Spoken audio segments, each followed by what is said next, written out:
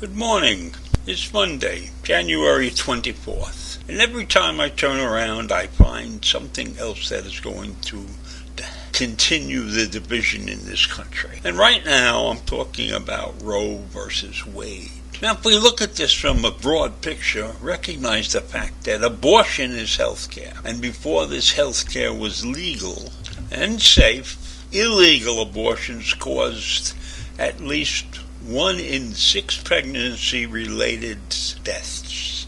So people were dying from getting illegal abortions. And as far as I know, right now, the illegal abortion industry still flourishes because the costs of abortions, safe and legal abortions, are sometimes beyond the monetary abilities of many people who seek abortions.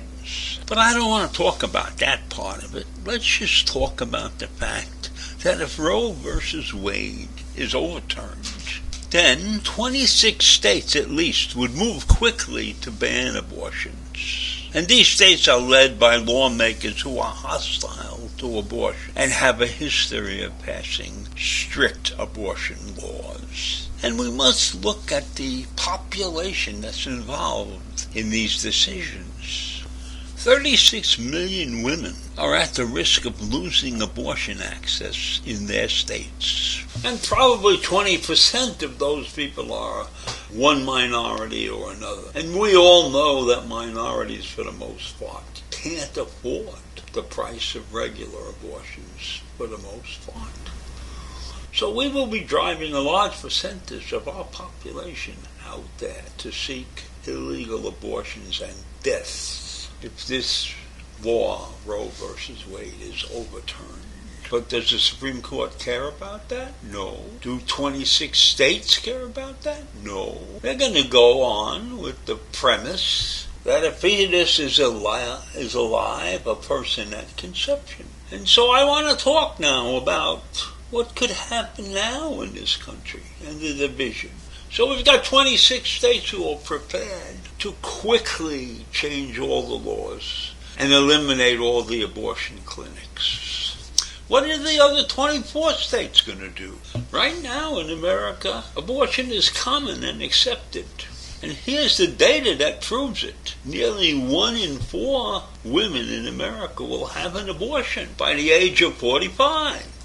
And 80% of the American people want abortion to be legal. And they don't care, regardless of their age and their background or educational level. The majority of people support Roe versus Wade. So why is the Supreme Court, why are these other states getting so uptight about it when 80% of the population is in favor of it? You know, the acceptance of abortion has been a long-standing thing in America. This is going on for decades, and Americans have no real objection. The majority of Americans have no real objection to abortion. So while the 26 states are passing bills that block abortion, the other 24 states are working to champion the reproductive rights of women across their states.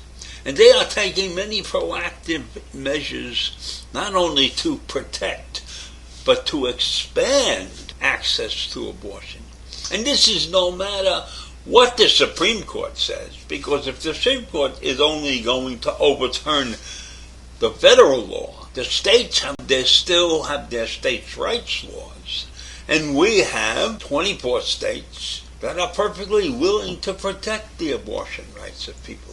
And here's a lot of what they are doing. 12 states explicitly permit abortion prior to viability or when necessary to protect the life or the health of the pregnant person. And 3 other states have codified the right to abortion throughout pregnancy without any state interference. In New York, it's a felony to try and stop somebody from having an abortion. You cannot obstruct anybody in New York State from going into a clinic and having an abortion, because you, the obstructor, will end up in jail. At least 5 states, Illinois, California, New York, Maine, Oregon, and Washington, have laws that say that private health care plans must cover abortions. And there are many states that will authorize funds to assist any woman who comes within their boundaries to escape other state laws aiming to control their bodies. These funds can be appropriated to reimburse organizations providing counseling and assistance for these women. And states can create a reimbursement pool for the local district attorneys who prosecute those who obstruct access to abortion clinics. Think about that. You got states that have provided to give money to outsiders, to non-state residents, to protect their abortion rights. That's how big the divide is. And then, of course, we have California. And California has willingly opened its doors to anyone who wants to have an abortion. In California, lawmakers are expected this year to consider a plan to make the state a sanctuary for anyone seeking abortion services if Roe versus Wade is overturned. The California Future of Abortion Council, which Governor Gavin Newsom convened in September, has recommended that the state help cover the cost of the procedure, as well as transportation, lodging, child care, food, and lost wages for those seeking an abortion there. So California is putting everything on the table to make it a safe place to get an abortion. And they will even probably provide funds and transportation to get you there. How about that? But then California is looked upon as a bad place because it's got all of those homeless people living in the streets.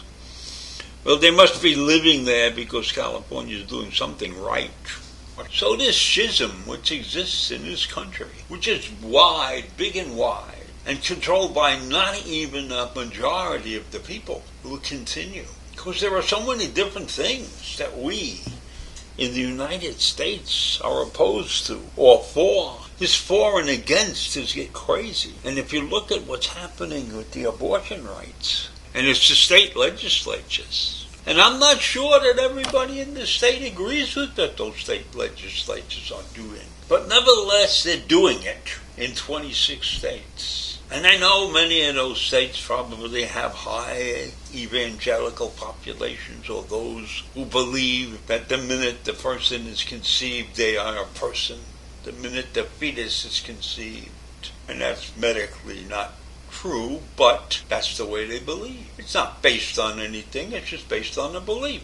And so that's another thing. That's another day and another tough problem to be solved. And I'm glad you're out there listening, and I'll see you in the morning. Bye.